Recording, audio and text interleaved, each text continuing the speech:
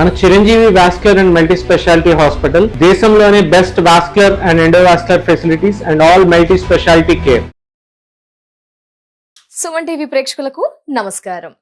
July 21 నుంచి 31 వరకు ద్వాదశ రాశుల వారి రాశి వివరణ గురించి తెలియజేస్తూ ఎలాంటి పరిహారాలు అలాగే వారి మానసిక స్థితి ఆదాయ వ్యయాల గురించి తెలియజేయడానికి ప్రస్తుతం మనతో పాటు ఉన్నారు ఆస్ట్రో యోగం నిర్వాహకులు ప్రముఖ జ్యోతిష్యులు బ్రహ్మశ్రీ నందిబట్ల శ్రీహరి శర్మ గురువు గారు. వారితో మాట్లాడదాం. గురువు గారు నమస్కారం. గురువు గారు వాగర్థావివ సంపృక్తౌ వాగర్థ ప్రతిపత్తయే జగతః పితరౌ వందే పార్వతీ పరమేశ్వరౌ ఆదిత్యాయ చ సోమాయ మంగళాయ బుధాయ చ గురు శుక్ర శనిభ్యశ్చ రాహవే కేతవే నమః.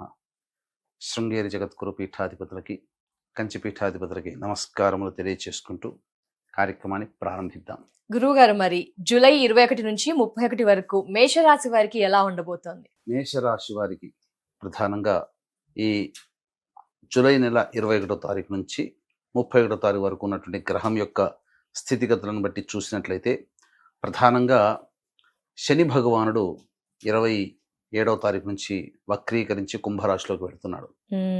ఇప్పటి వరకు పడుతున్నటువంటి కష్టాలకి కొంత మార్పు అనేటువంటిది వాళ్ళ జీవితంలో ఉంటుంది. ఊహించని విజయాలు లభిస్తాయి.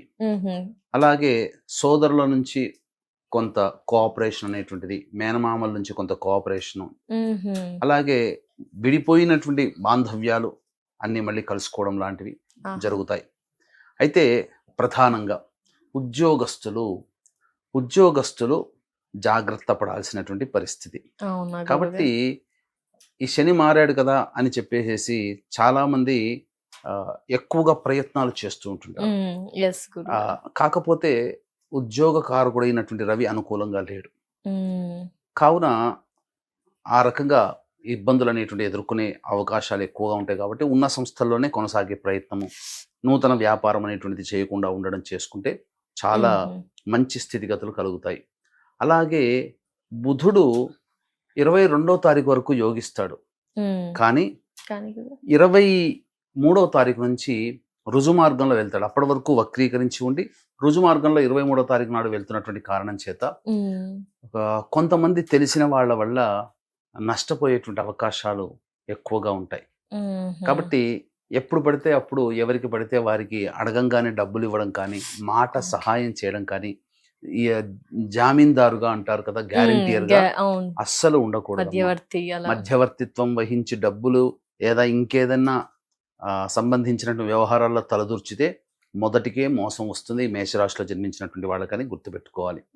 ఇక వివాహ సంబంధ బాంధవ్యాల విషయాలకి సంబంధించి వివాహం కాని అబ్బాయిలకి అమ్మాయిలకి సంబంధాలు కుదిరే అవకాశాలు మెండుగా కనిపిస్తున్నాయి. కాబట్టి గట్టిగా ప్రయత్నం చేయవచ్చు.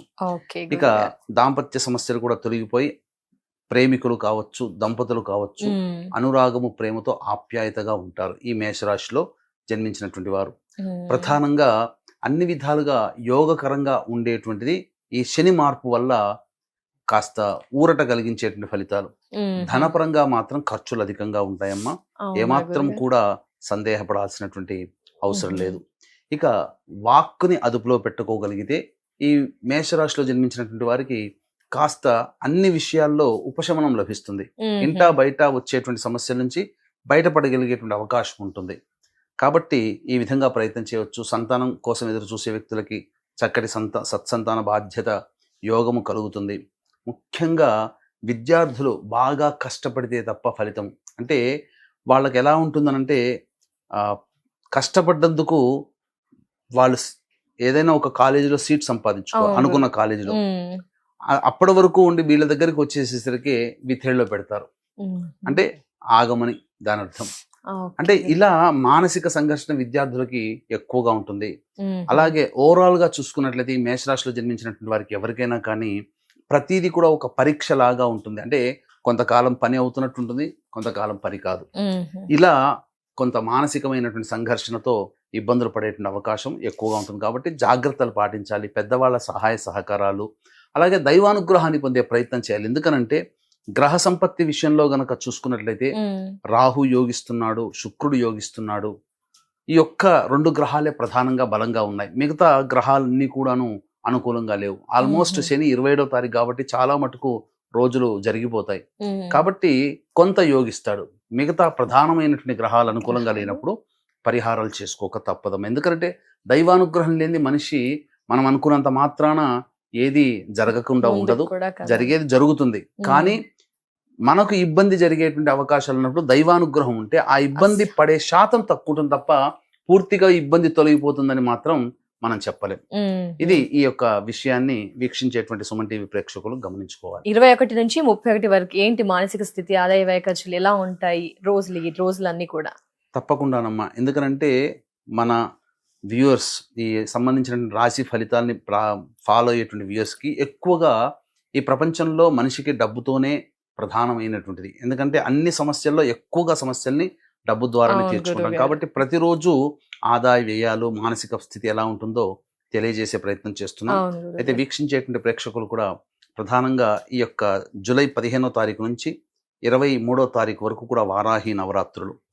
ఈ వారాహి నవరాత్రుల సందర్భంగా తొలి ఏకాదశి రోజున అనగా జూలై 25వ తేదీన మన పీఠం ఆధ్వర్యంలో మీ యొక్క జాతకరీత్యా కలుగు విద్య, వివాహ, ఉద్యోగ, దాంపత్య, అనారోగ్య సమస్యల నివారణకి, అలాగే సొంత ఇంటి కళ మరియు ఈ యొక్క సంబంధించినటువంటి వ్యాపార అభివృద్ధి, ఆర్థిక అభివృద్ధి, వృత్తిలో రాణింపు, శత్రు సమస్యలు, కోర్టు సమస్యలు, ప్రయోగ బాధలు, ఒకటా రెండా అనేక జటిలమైన సమస్యలు ఉంటాయి కదా, ఆ సమస్యల నివారణకి మరియు మేష, మిథున, కర్కాటక, సింహ, కన్య, వృశ్చిక, ధనుస్సు, కుంభ, మీన రాశిలో జన్మించిన వారికి, ఎందుకంటే శని మారుతున్నాడు కాబట్టి ఈ ప్రభావం వలన ఈ యొక్క రాశులలో జన్మించినటువంటి వారికి శని దోష నివారణార్థమై మన పీఠం ఆధ్వర్యంలో తొలి ఏకాదశి జూలై 25వ తేదీన రాత్రి 9 గంటలకు వారాహి, బగళాముఖి, రాజశ్యామల, ధూమవతి, ప్రత్యంగిర హోమాది కార్యక్రమాలు, శనీశ్వర హోమాది కార్యక్రమాలు జరిపించి పూజ చేసిన వారాహి మాల ఇవ్వడం జరుగుతుంది. అవకాశం ఉన్నటువంటి వాళ్ళు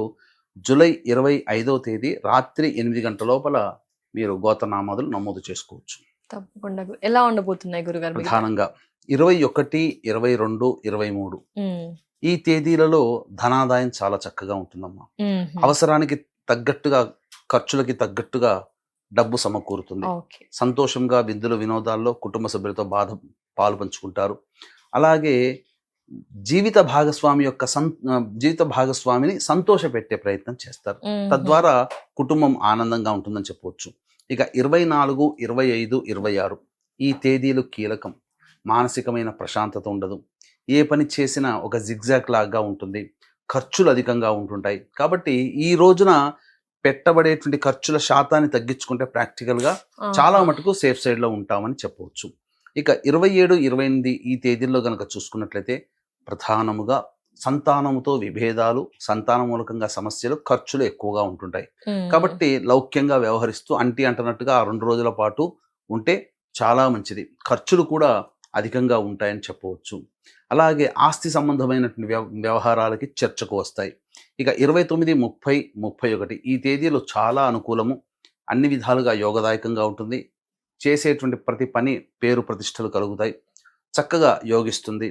అలాగే ఈ 3 రోజుల్లో 29, 30, 31 నెలాఖరు అయినప్పటికీ కూడా నెలాఖరు అనేసరికి ఖర్చులు ఉంటాయి కదమ్మా.